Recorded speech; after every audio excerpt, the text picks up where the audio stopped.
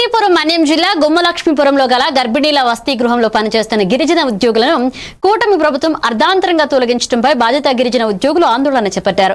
గర్భిణీ వసతి గృహంలో గత 7 ఏళ్లుగా 12 మంది ఉద్యోగులను పనిచేస్తున్నామని, కోవిడ్ సైతం లెక్క చేయకుండా గర్భిణీల ఆరోగ్యం బాగోగులు చూసుకునే వాళ్లమని బాధితులు వాపోతున్నారు.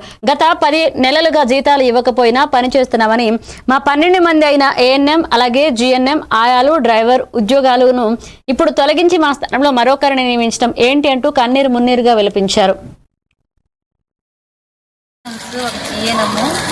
ముగ్గురు సేపర్లు, ఒక డ్రైవర్ పనిచేస్తామండి. మాకు జాబ్ భద్రత అనేది కనిపించలేదండి.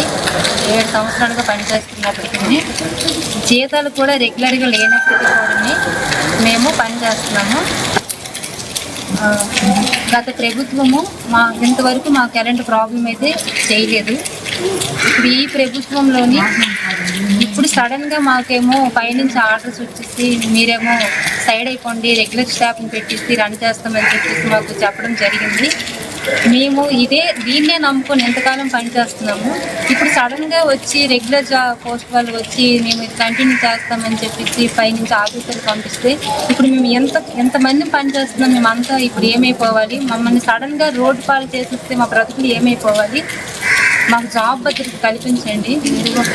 మాకు జీతాలు కూడా నెలడికి శాలరీస్ లేనప్పటికీ కూడా, కోవిడ్ టైంలో కూడా శాలరీస్ అప్పటికి కూడా మాకు లేనప్పుడు కూడా మేము చాలా కష్టపడ్డాము.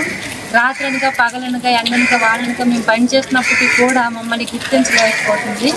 దయచేసి ఈ ప్రభుత్వం కూడా మాకు గుర్తించాలని మేము హృదయపూర్వకంగా కోరుకుంటున్నాము. మాకు దయచేసి మాకు ఉద్యోగాల భద్రత